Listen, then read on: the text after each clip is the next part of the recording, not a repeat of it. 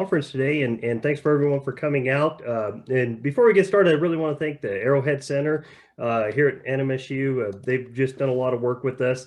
So, always being the last guy of the day, that's always a good slot to be in. But also, we're kind of going to the other end of the spectrum where this is something we actually haven't published any of this data yet or any of these data yet. So we were trying to get some of the intellectual property considerations in line first. So we're very much in the infancy, and I'll tell you about that as we get started.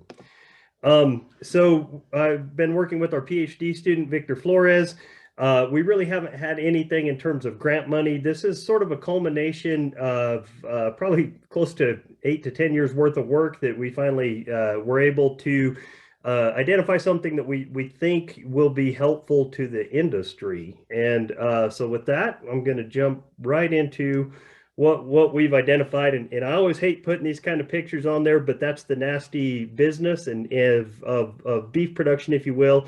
And just like disease in any animal, it's not pretty. So the question is, within the beef industry, we're dealing with prey animals. Okay, any of the livestock animals are prey animals. And why is that significant? And it's because they're developed through years of evolution systems to mask any sort of illness or injury, and that's part of the reason they're able to survive. And so that makes it extra challenging when trying to identify animals that are sick or that are going to be sick. So the question is, when disease breaks out, and it does break out in any sort of livestock production system, how do you know who's going to experience severe cases of disease and require extra care? Similar to what we see even in humans, like in the COVID situation, all animals that are exposed to a given pathogen don't necessarily have a problem with it. But in some cases, some will die very catastrophically and very quickly after exposure to these pathogens. So the question is, how do we know which ones? And that is what we have been working on for quite some time. And what we think we've developed is this technology that identifies biological markers that allows us to identify these calves that are predisposed to severe cases of respiratory disease. This is a blood test, and probably what differentiates us the most is from other segments of the industry, I would say, is that almost 100% of the industry or 100% of the industry focuses on either vaccinations or diagnostics of a clinical infection. We wanted to back it up and say what predisposes these animals, even if they're infected or not yet, but if they are infected, what can we identify the ones that are going to have severe signs? So this just shows you what bovine respiratory disease looks like. At least from an animal perspective. This shows you what it does to the lungs. This would be actually pretty early and not too bad of lung damage seen from respiratory disease. I've seen this in a matter of 24 to 48 hours consume about 90% of the lungs, and obviously the animal perishes if that happens. Bovine respiratory disease is the largest challenge facing the beef industry. It accounts for roughly 25% of all non-predator deaths of cattle in the livestock industry, with over 1 million mortalities, livestock mortalities per year. And that's just in the beef industry. That's not considering the dairy side of things. Each carcass is or each animal produces about 440 million pounds of beef, which would feed approximately 500,000 families each year if we can just kind of rescue those animals, so to speak. The interesting thing with bovine respiratory disease, because it is the largest problem facing the industry, we spent decades of research, billions of dollars, and we've developed some fantastic vaccines. We have great programming to try to get producers to use vaccines, and adoption of vaccines has increased. But the BRD rates are actually increasing. We haven't even touched the problem. Within the US, we produce about 20%. It's slightly less than that, maybe 17, 18% of the world's beef. And we are the most sustainable system on the planet with about 0.4% global greenhouse gas emissions. So our beef production system is really, really efficient, but we're trying to make it better. I want to give you a very quick overview. If you're not familiar with the beef industry, it really starts with the seed stock sector. These are the genetics. Would be, and not to jump ahead too far, but would be obviously one sector that would be interested in this type of technology, particularly if we demonstrate heritability, that they provide the genetic base for the U.S. cow herd. Okay, then the U.S. cow herd produces calves. We call that the cow-calf segment.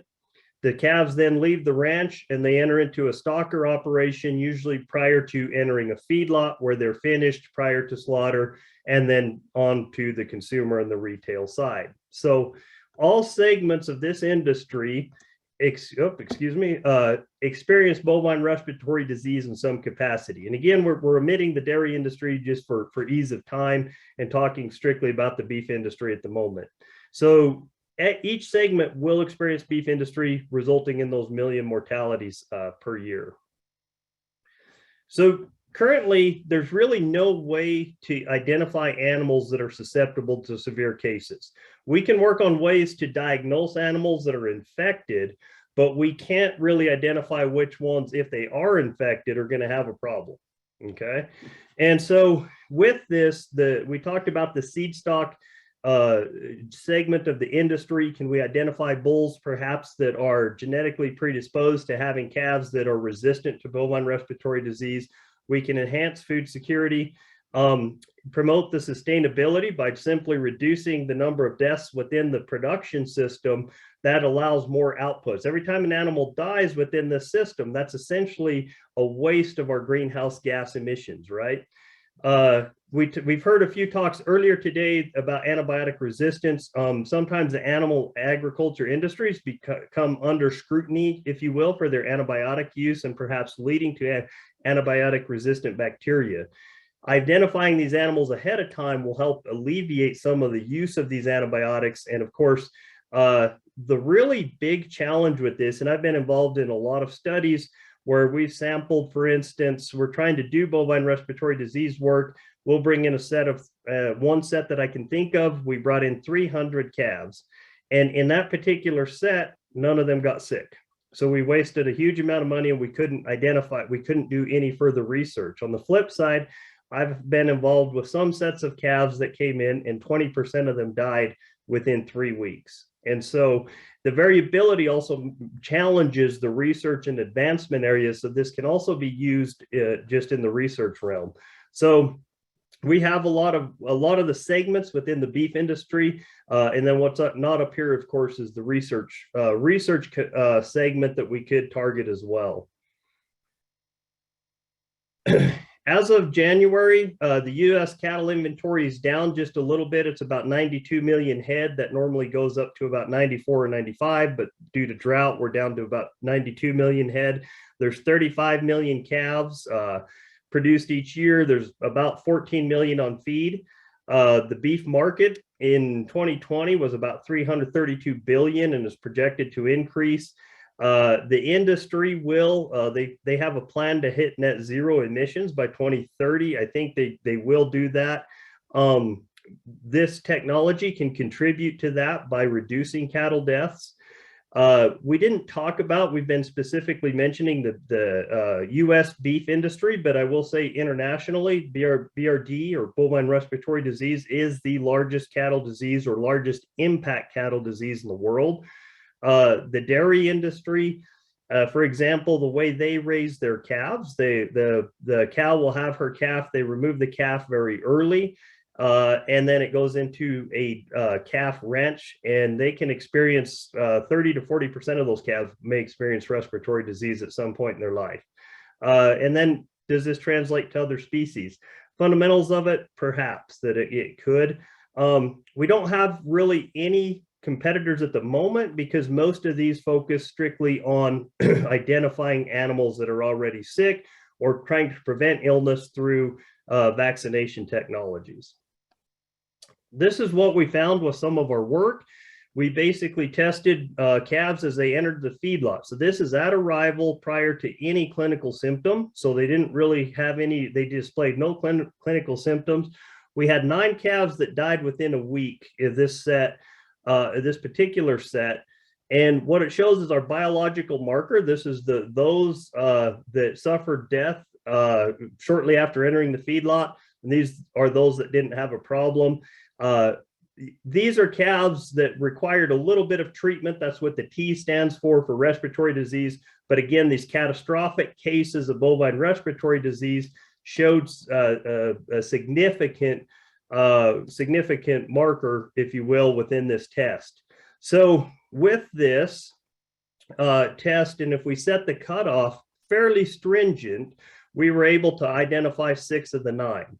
Now, the reason that we have some fluctuation here, I think that if we use less stringent criteria within the system, we could identify all 9 that were going to die, but we had 15 with unknown exposure. So they didn't require any treatment, but because of the nature of the system, we don't know if they were exposed to a pathogen or not. So they could be false positives or they could not be, we're not sure. We did have 5, if we really loosened our criteria, that we would call a false positive. They did contract the disease, but they didn't have a catastrophic case. But with those, I don't think the false positives are as critical in this scenario. So with this, probably our closest competitor is Merck has a whisper. It's basically it's something that goes onto, or it's a probe that measures things like heart rate. It listens to the lungs, and then they try to develop these algorithms. And basically it targets identifying infected calves. We have a provisional patent under review and are working with the NMSU Aggie Eye Corps. We're going to start testing bulls this next fall to see how this works. And we're going to really, the future work is more about getting this into industry and hopefully some rapid testing. This is a pretty laborious process at the moment. So with that, that's where we're at. We're just, again, we haven't published any of this. We plan to put this paper out hopefully this spring. And so with that, thank you for your attention. I appreciate it. Thank you, Craig. I'll open it up to our sharks for any questions. Craig, I'm not exactly sure what your technology is here. I mean, I think I totally get the problem, but what is it you're doing? I'm not super clear about that. Yeah, and yeah, sorry for the lack of clarification. So what we've done is we've identified 2 biological pathways that we think, and it takes both of them, that are critical to identifying these calves that are predisposed to severe cases. One of the ways to measure these pathways, we developed the whole system to measure it. Where we're sort of different, and the reason it's laborious is because we're actually measuring pathway activity, biological pathway activity. We're not measuring a biological marker within that pathway. We just get too much noise and not as refined with the markers that we actually have to look at these biological pathway activities to identify these calves. And what's the treatment process if you do identify a cow with this disease? How much does it cost to treat the disease, and if it is curable? You know, in some cases it might just be cheaper to, you know, not to say this sounds bad, but just to put them down. But yeah, so the cost to a feedlot, if they have to, so the problem is one death and when that death occurs. So they're going to lose their purchase price on the calf, which you know is ballpark of $1,000 to $1,200 per animal that dies. And you know within that system, so if you're on, you know, 300 to 500 head or 300 to 500,000 head feedlot, that can be pretty significant. The other is their treatment cost on these animals that require several antibiotic treatments. It's estimated that those alone will lose anywhere from $200 to $500 per calf, just if they experience these severe cases. The total loss to the feedlot industry is roughly $1 billion a year in the United States due to respiratory disease. okay. Craig, where do you go from here with this technology? I mean, how do you commercialize it? What are the steps? What is the cost, do you think? What kind of partners do you need? That's a lot of questions. Sorry, but just got it not clear exactly where you're thinking you go from here. Yeah, I think that there's two prongs to that. There are two answers to that. One would be what we have, the long-term industry implementation. Ideally, this would be long-term biological, sort of a development of a rapid test, but that's going to be a long-term. If we said, how are we going to roll this out this summer? I think the precedent would be set more along the lines of something a similar. It's not the same technology at all, but sort of the similar testing procedure. It's called pregnancy-associated glycoproteins, or PAGs. How that system works is the rancher or the farmer would pull a blood sample, they mail it into the lab, and then the lab measures this to identify which animals are pregnant or not. So I would say for this type of system, probably the target at first would be the seed stock industry, because we're not as time sensitive with those animals, right? So once those animals enter a feedlot, for example, you're time sensitive because they're likely going to be infected right away. But a seed stock producer who is providing genetics, we can perhaps have them mail those in very early in the animal's life, before they're at risk of experiencing these severe cases. We can identify them up front. So I'd say that would be the most immediate way, would be a system where they mail them into a lab and we do the analysis. And long term, you'd want to adapt this over to more of a shoot side, what we call shoot side test, and that's rapid. But there's a lot to that. It takes quite a bit of, I would hate to say we're going to be there even next year, because there's a lot of caveats, especially doing functions of a pathway, not a biomarker. Great. Well, thank you so much, Dr. Gifford. Thank you, Sharks. Really appreciate you being here. That wraps up this session. However, we have closing remarks by the CEO for the New Mexico Manufacturing Extension Partnership, Jennifer Sinsaba. So I'll let Jennifer take it from here.